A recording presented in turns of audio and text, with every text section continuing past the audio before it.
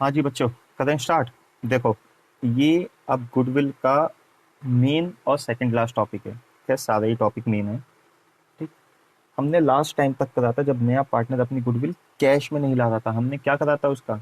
Sir हमने current से निकाला था और कैपिटल में बांट दिया था। ठीक। अब चलो, ये कॉन्सेप्ट है। अब ये नोट्स का क्वेश्चन नंबर 6 है।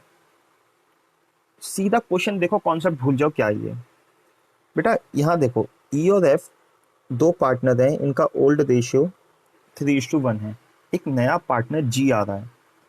कितने शेयर के लिए आ रहा है हमें वैसे नहीं बताया, लेकिन new profit sharing ratio E F G का दे दिया 1:1:1। ठीक। तो अगर आपको जानना है नया पार्टनर कितने शेयर के लिए आया है, यहाँ ध्यान से देखो जी को। जी कितने शेयर के लिए आ रहा है सर? 1 अपॉन में टोटल 1 2 3। नया पार्टनर 1/3 शेयर के लिए आया। हमें डायरेक्टली इनका न्यू रेशियो दे दिया जो इन्होंने आपस में डिसाइड करा होगा। ठीक। अब कॉन्सेप्ट क्या? और देखो, गुडविल का ट्रीटमेंट बिना सेक्रीफाइस रेशियो के नहीं हो सकता।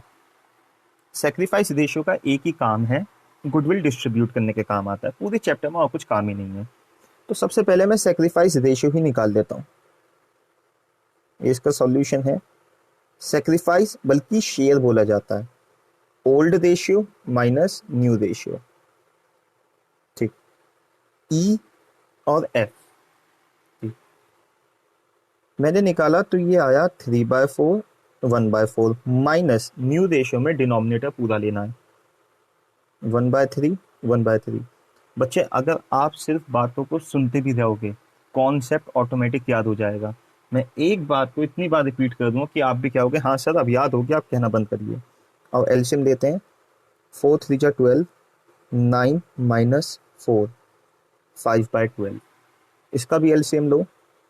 12 3 माइनस 4 माइनस 1/12। सर ये तो माइनस में आ गया। माइनस का मतलब क्या होता है सर? इसका मतलब क्या ये पार्टनर सेक्रीफाइस नहीं करता? बेटा एक बात का ध्यान रखना, आप कौन सा शेयर निकाल रहे हो? सेक्रीफाइस। जो भी आंसर प्लस में आएगा वो सेक्रीफाइस करेगा। सर जो नेगेटिव आ गया वो, इसका मतलब ये पार्टनर गेन करता है। गेन का मतलब क्या होता है अभी समझाता हूँ। जब आप जब वेन डायग्राम में देखो, बहुत ध्यान से वेन डायग्राम में देखना। देखो आपको एक ही बार में कॉन्सेप्ट क्लियर हो जाएगा। बेटा नए पार्टनर के आने से पहले ई और एफ का रेशियो क्या था? 3:1, यानी कि 3/4 और 1/4।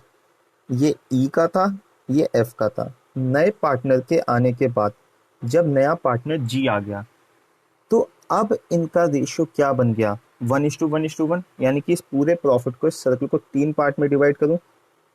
ये लो मर्सिडीज का साइन बना दिया। ये हो गया ई एफ जी, 1/3 1/3 1/3। आप क्या होगे सर क्या प्रॉब्लम है? सही तो बना रखे हैं बेटा। एक छोटे सा कॉन्सेप्ट है, जरा ध्यान से देखना। हमने अब तक क्या देखा है? नए पार्टनर के आने की वजह से पुराने पार्टनर ही अपना प्रॉफिट का रेशियो सेक्रीफाइस कर सकते हैं। 100% नहीं है, सभी पार्टनर करेंगे। जरा यहाँ देखो बेटा, ई का समझ आता है। पहले इसका पोर्शन इतना था 3/4, अब कितना हो गया सर? 1/3। लेकिन मुझे दिक्कत जी से भी नहीं है।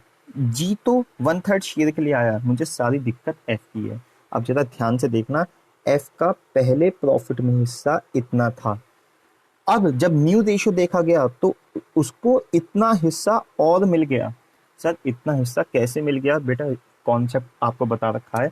एक्चुअल में प्रॉफिट के हिस्से खरीद और बेच हो रही है, buy and selling of profit sharing ratio की। प्रॉफिट शेयरिंग शेयर खरीदा और बेचा जा रहा है। मतलब एफ का पहले प्रॉफिट में 1/4 हिस्सा था, यानी कि 25%। अब इसका 33% हो गया। इसने 1/12 हिस्सा, इतना हिस्सा खरीद लिया। सर बेटा ये जो हिस्सा खरीदा है ये फ्री में नहीं मिलेगा, इसे भी पैसे देने होंगे। सर किसे पैसे देगा? जिसने ये प्रॉफिट का हिस्सा बेचा है, यानी कि sacrificing partner in sacrificing ratio. आओ, इसमें मैं सेक्रीफाइस रेशियो नहीं बना सकता क्योंकि एक अकेला पार्टनर ही सेक्रीफाइस करता है। अब जरा ध्यान से सुनना। देखो एक नया पार्टनर आया, चलो मैं इसे 12 की फॉर्म में कन्वर्ट करूं। यहाँ पे भी 12 है, यहाँ पे भी 12 है, यहाँ पे भी 12 करने की कोशिश करते हैं। आओ कर ही लेते हैं।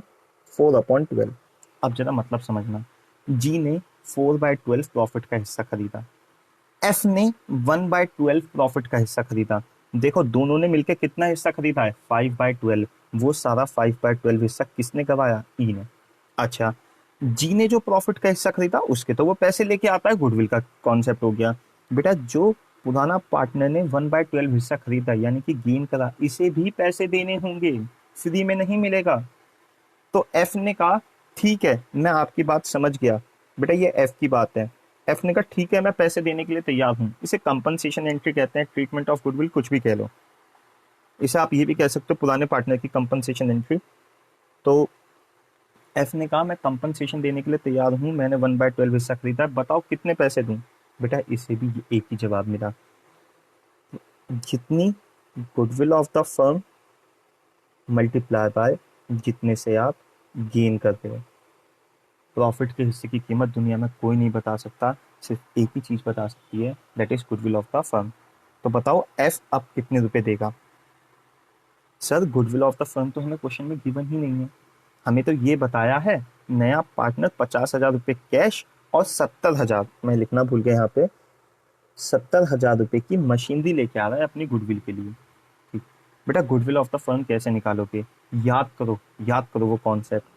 जब नए पार्टनर ने पूछा था, जब जी ने पूछा था कितनी गुडविल लाऊं, तो क्या जवाब मिला था, जितनी goodwill of the firm multiply by जितने शेयर के लिए तुम आ रहे हो।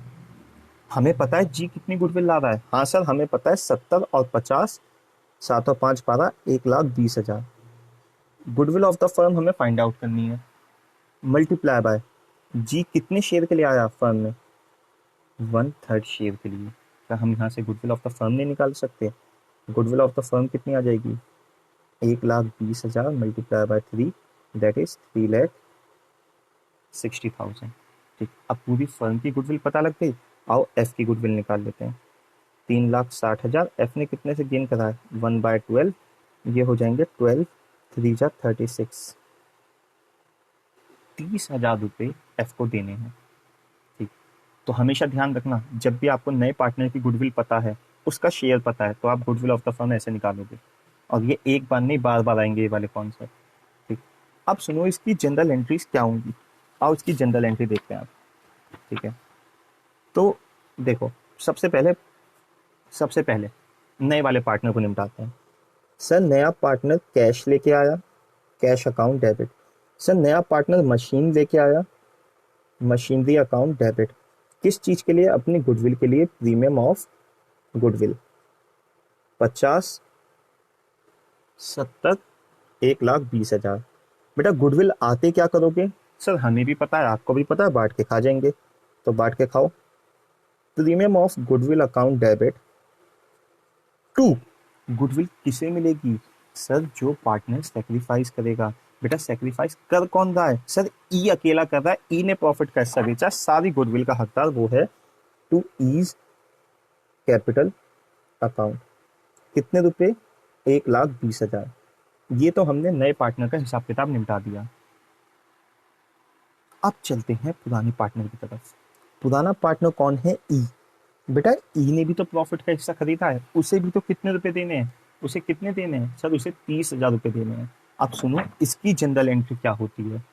जब भी पुराना पार्टनर गेन करेगा, उसके कोई करंट अकाउंट को हाथ नहीं लगाएगा। बेटा पुराने पार्टनर के कैपिटल अकाउंट से ही पैसे निकाले जाएंगे। ई अपनी कैपिटल में से पैसे निकाल के सेक्रीफाइसिंग पार्टनर को पैसे दे देगा सेक्रीफाइस रेशियो में। तो ई ने अपनी कैपिटल में से पैसे निकाल के ई को दे दिए, कितने रुपए, 30,000 रुपए।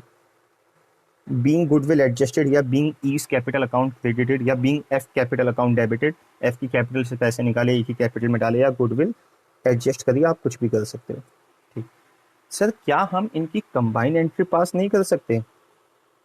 आप देखिए ना, जो नया पार्टनर जी पैसे लेके आया वो भी ई को मिलेंगे, और जो एफ पैसे देगा वो भी ई को देगा। सर क्या हम कंबाइन एंट्री पास कर सकते हैं, बिल्कुल कंबाइन एंट्री पास कर सकते हो। पहली एंट्री तो यही बनेगी, सेकंड और थर्ड कंबाइन, और कोशिश करा करो कंबाइन एंट्री ही पास करने की।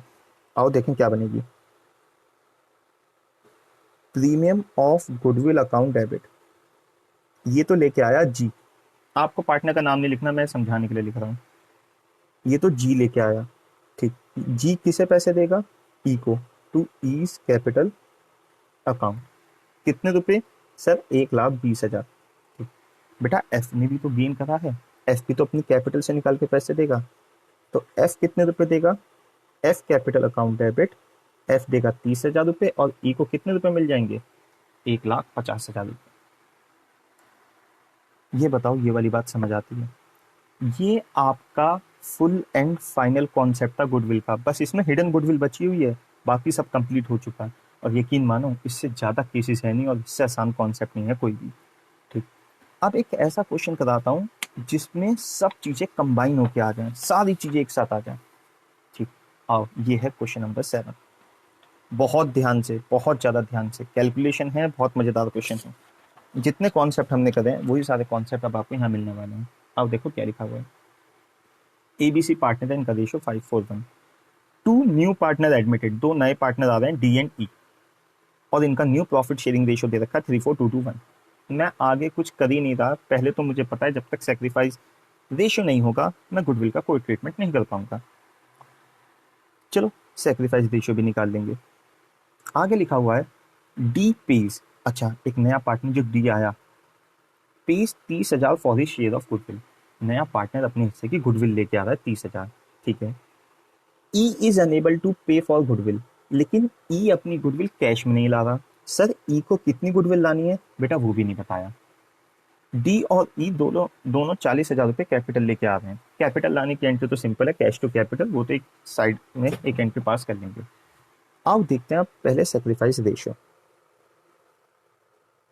सेक्रीफाइस शेयर, शेयर से रेशियो बनता है। जब भी आप फॉर्मूला इस्तेमाल करोगे तो आप हमेशा सेक्रीफाइस शेयर बोलोगे। ओल्ड के साथ रेशियो बोलो या शेयर बोलो एक ही बात है, उसमें कोई फर्क नहीं होना। तो ए बी सी एक नए पार्टनर के आने की वजह से पुराने पार्टनर ही सेक्रीफाइस कर सकते हैं। ठीक है। आओ, ए का ओल्ड रेशियो है 5/10, 4/10, 1/10 माइनस न्यू रेशियो, डिनोमिनेटर पूरा लोगे। न्यू रेशियो कितना हो गया? 4, 5, 6, 7, 8, 9, 10, 11, 12। 3/12, 4/12, 2/12। इसे सॉल्व करा, एलसीएम आ गया 60, तो 6, 5, 30 माइनस 15, 15/60। इसे सॉल्व करा, एलसीएम 60, 10, 6, 6 4 जा 24 माइनस 5 4 जा 20, 4/60। और इसे सॉल्व करो, यहाँ पे भी 60 एलसीएम आ गया, 6 माइनस ये हो गया 5 2 जा 10 माइनस 4/60, माइनस 4/60। सर ये तो नेगेटिव आ गया। बेटा नेगेटिव का मतलब ये पार्टनर क्या करता है? ये पार्टनर गेन करता है। ठीक। अगर मैं आपसे पूछूं बताओ सेक्रीफाइस रेशियो क्या होगा? बेटा सेक्रीफाइस रेशियो सिर्फ सेक्रीफाइसिंग पार्टनर्स का होगा, 15:4। ठीक। सी तो पार्टनर पुराना पार्टनर गेन करता है, ये इसने प्रॉफिट का हिस्सा खरीदा है। सर क्या ये प्रॉफिट का हिस्सा फ्री में मिलेगा? नहीं नहीं बच्चे, इसे भी पैसे देने होंगे। कितने रुपए देगा ये सी? जितनी goodwill of the firm multiply by जितने से गेन करता है। ठीक है। तो अब देखो मैं पहले सारी कैलकुलेशन कर लेता हूँ, देन जनरल एंट्री। आओ यहाँ देखते हैं। ठीक है। सबसे पहला ई जो नया पार्टनर था वो भी अपनी गुडविल नहीं ला पाया, कैश में भी नहीं ला पाया, हमें बताई भी नहीं। तो ई को कितनी गुडविल लानी थी? सर जितनी goodwill of the firm multiply by जितने शेयर के लिए ई आ रहा है। बेटा दोनों केसेस में चाहे सी का देख लो चाहे ई का देख लो, हमें गुडविल ऑफ द फर्म चाहिए। बताओ कैसे निकालोगे गुडविल ऑफ द फर्म?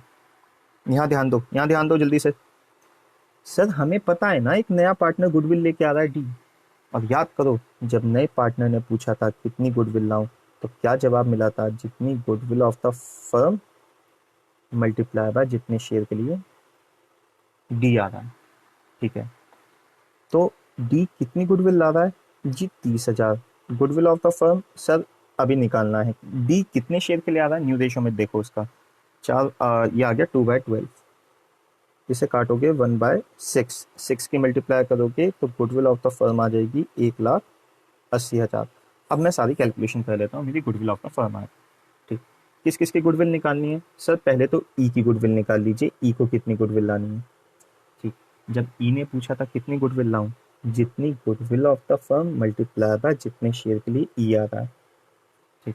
ये हो गया 1,80,000 डिवाइड बाय 12। ये 6 2 जा 12, 6 3 जा 18, 15,000 रुपीज इसे गुडविल लानी है, जो कि ये नॉट इन कैश है जी, 15,000 रुपये।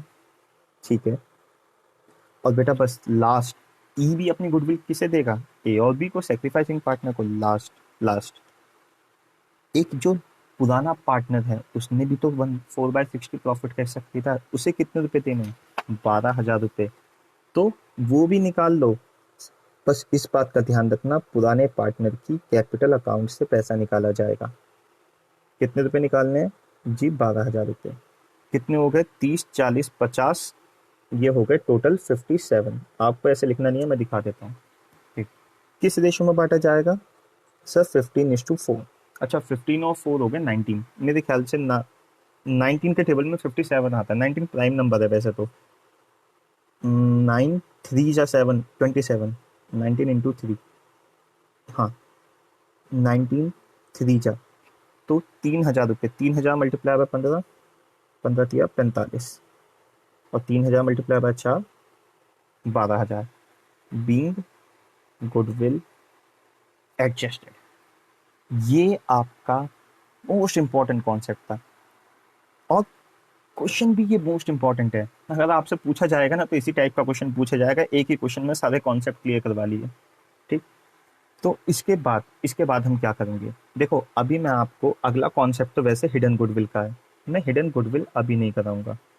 हिडन गुडविल कराने से पहले मैं आपको और 2 टॉपिक कराऊंगा। एक तो अनडिस्ट्रीब्यूटेड